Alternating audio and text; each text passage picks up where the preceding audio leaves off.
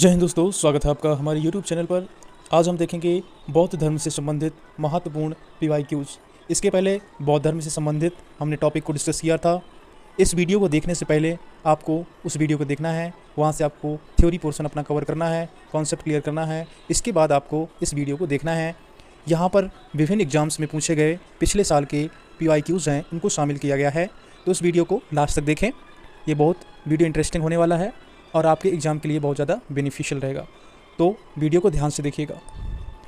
Question है, गौतम बुद्ध का जन्म कहाँ हुआ? तो गौतम बुद्ध का जो जन्म हुआ था, जैसा कि हम सब जानते हैं, लुम्बिनी में गौतम बुद्ध का जन्म हुआ था। गौतम बुद्ध को ज्ञान की प्राप्ति कहाँ हुई? गौतम बुद्ध को ज्ञान की प्राप्ति बोध गया में हुई थी। इसे गया के नाम से भी जाना जाता है। यह बिहार में स्थित है। गौतम बुद्ध ने पहला उपदेश कहाँ दिया था? तो गौतम बुद्ध ने अपना पहला उपदेश सारनाथ में दिया था। सारनाथ बनारस के पास में है, यह यूपी में पड़ता है। तो गौतम बुद्ध ने अपना पहला उपदेश सारनाथ में दिया था। अगला क्वेश्चन है कि गौतम बुद्ध की मृत्यु कहाँ हुई थी? गौतम बुद्ध की मृत्यु यूपी के कुशीनगर में हुई थी। इसे कुशीनारा के नाम से भी जानते हैं। यह यूपी में पड़ता है। महात्मा बुद्ध के समय भारत में कौन सा जनपद सबसे शक्तिशाली था? तो उस समय जो सबसे ज़्यादा शक्तिशाली जनपद था वह था मगध। आपको याद रखना है, ये SSC GD 2022 में पूछा गया क्वेश्चन है। ये जो PYQs मैं करा रहा हूँ, इनको आपको पहले अटेम्प्ट करना है, देखना है कि आप कितने क्वेश्चन सही कर पा रहे हैं। इनको बाद में आप मिलाइएगा कितना आपका सही है। किस भाषा में उपदेश दिए? तो बुद्ध ने अपनी जो उपदेशों की भाषा रखी, उनके जितने भी ग्रंथ थे सभी पाली भाषा में थे। ये संस्कृत का ही एक अपभ्रंश है, पाली। तो आपको याद रखना है, संस्कृत से टूटकर बनी प्राकृत भाषा, इसके बाद पाली भाषा, पाली के बाद अपभ्रंश होकर हिंदी जैसी भाषाएं आईं। तो याद रखना है कि बुद्ध के समय जो भाषा चलती थी वह थी पाली, और बुद्ध के जितने भी ग्रंथ हैं सब पाली भाषा में लिखे गए हैं, और जैन के जितने हैं वह सभी प्राकृत भाषा में लिखे गए हैं। यह UP SSC PT के 2021 में पूछा गया क्वेश्चन है। तो ऐसे क्वेश्चन आपके एग्जाम में पूछे जाते हैं। गौतम बुद्ध का बचपन का नाम क्या था? तो गौतम बुद्ध के बचपन का नाम सिद्धार्थ था।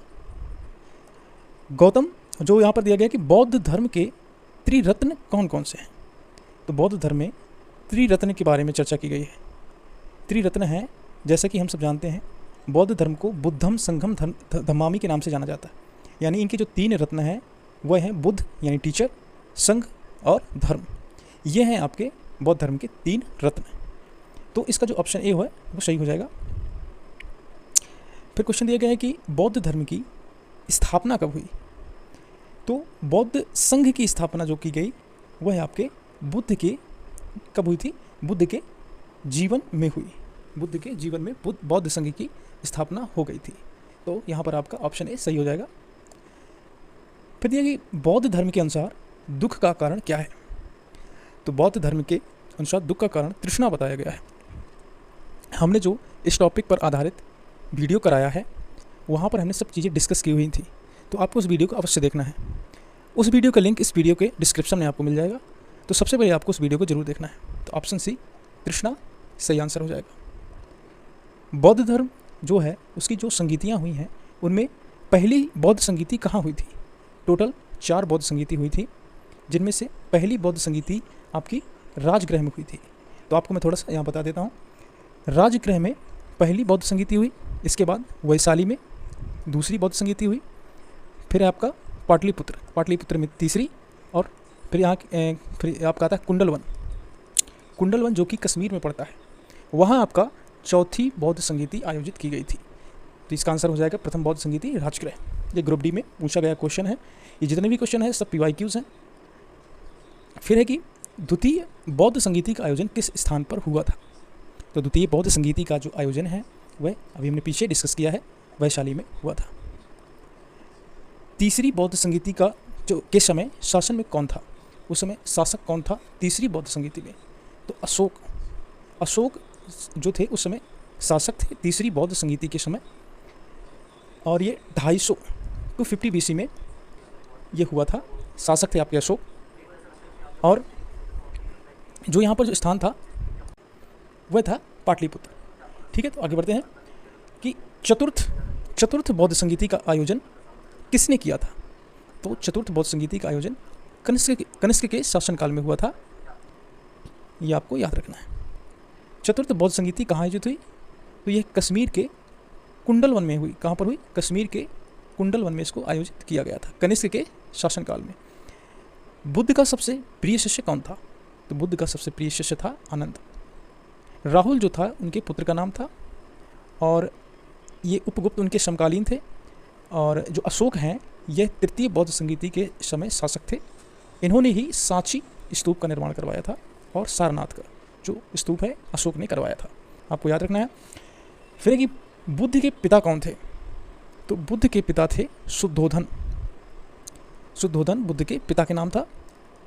बुद्ध की जो माता का नाम है ये अधिकतर आपके एग्जाम्स में पूछा गया क्वेश्चन है। आरआरबी एनटीपीसी जैसे एग्जाम्स में ये क्वेश्चन बहुत बार पूछा गया है, तो आपको कंफ्यूज नहीं होना है।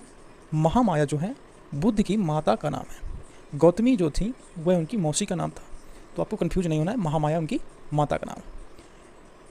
बुद्ध ने गृह त्याग किस उम्र में किया था? तो बुद्ध ने 29 साल की उम्र में गृह त्याग किया था, जिसे महाभिनिष्क्रमण के नाम से जाना जाता है। तो ये चीज़ आपको याद रखना है। धर्मचक्र प्रवर्तन का अर्थ क्या है? धर्मचक्र प्रवर्तन का अर्थ है प्रथम उपदेश, और महात्मा बुद्ध ने अपना पहला जो उपदेश दिया था वह यूपी के सारनाथ में दिया था, याद रखना है। बुद्ध का पुत्र का नाम क्या था? तो जैसा कि हमने प्रीवियस क्वेश्चन में अभी डिस्कस किया था, राहुल उनके पुत्र का नाम था। यह क्वेश्चन आरआरबी एलपी में पूछा गया है। बौद्ध स्तूपों का निर्माण किसने आरंभ किया? तो बौद्ध स्तूपों का जो निर्माण है वह अशोक ने किया। अशोक ने सांची का स्तूप, सारनाथ का स्तूप और विदेशों में बौद्ध धर्म का प्रचार किया। तो सम्राट अशोक का जो की भूमिका है बौद्ध धर्म के लिए बहुत महत्वपूर्ण है, और ये क्वेश्चन एसएससी सीजन में पूछा गया है। फिर है सांची का महान स्तूप किसने बनवाया था? तो अशोक ने बनवाया था। कनिष्क किस बौद्ध संप्रदाय का समर्थक था? तो कनिष्क महायान शाखा, जैसा कि हमने डिस्कस किया था कि बौद्ध धर्म आगे चल के महायान और हीनयान में बढ़ गया था। तो कनिष्क किस संप्रदाय का समर्थक था? तो महायान शाखा का यह समर्थक था। और यहाँ पर है जो महायान शाखा के लोग हैं वह बौद्ध धर्म को, जो बौद्ध हैं, महात्मा बौद्ध हैं, सिद्धार्थ को वह भगवान के रूप में मानते हैं, और हीनयान महापुरुष के रूप में मानते हैं।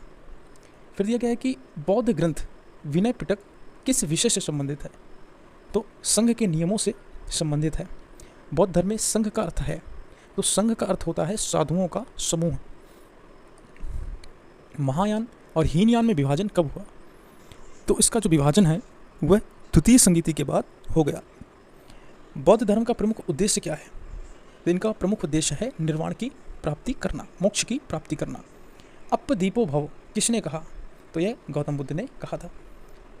फिर यहाँ पर है गौतम बुद्ध के जीवन पर कौन सा ग्रंथ आधारित है? तो अश्वघोष लिखित बुद्ध चरित, अश्वघोष लिखित बुद्ध चरित गौतम बुद्ध के जीवन पर आधारित है। गौतम बुद्ध का जन्म किस वंश में हुआ था? तो इनका जो वंश का नाम है वह है शाक्य वंश। इनके जो पिता थे शुद्धोधन वह शाक्य कुल के, शाक्य वंश के मुखिया थे। बौद्ध धर्म में पंचशील का अर्थ क्या है? तो बौद्ध धर्म में 5 नैतिक नियम बताए गए हैं, उनको ही 5 शील के नाम से जाना जाता है। किस बौद्ध ग्रंथ में बुद्ध की शिक्षाओं का संग्रह है? तो सुत्त पिटक में, याद रखना है, सुत्त पिटक में बुद्ध की शिक्षाओं का संग्रह है। कलेक्शन ऑफ नॉलेज जितना भी है, उनकी जो शिक्षाएं हैं, उपदेश हैं, उनका सभी का जो संग्रह है वो सुत्त पिटक में संग्रहित है। थेरवाद, थेरवाद किस शाखा का हिस्सा है? तो यहाँ पर पूछा गया है कि थेरवाद किस शाखा का हिस्सा है? तो वह हीनयान का एक हिस्सा है। किस राजा ने बौद्ध धर्म को अपनाकर विदेशों में प्रचार किया? तो जैसे कि हमने डिस्कस किया था कि अशोक ने विदेशों में भी प्रचार किया बौद्ध धर्म का। तो दोस्तों ये हमारे क्वेश्चन थे प्रीवियस ईयर के जो विभिन्न एग्जाम्स में पूछे गए हैं, और आप अपना स्कोर देख सकते हैं, आपने कितने क्वेश्चन अटैम्प्ट किया और कितने आपके सही हैं, और ईमानदारी के साथ अपनी तैयारी को चेक करना है। और इस टॉपिक को अगर समझना हो तो हमारे वीडियो को ज़रूर देखें जो कि हमने इस टॉपिक पर बनाया है। अगर ये वीडियो आपको पसंद आया हो तो उस वीडियो को शेयर, सब्सक्राइब और कमेंट में कमेंट करना मत भूलिएगा। अगर किसी प्रकार का आप सजेशन देना चाहें वीडियो से रिलेटेड तो ज़रूर दें। जय हिंद।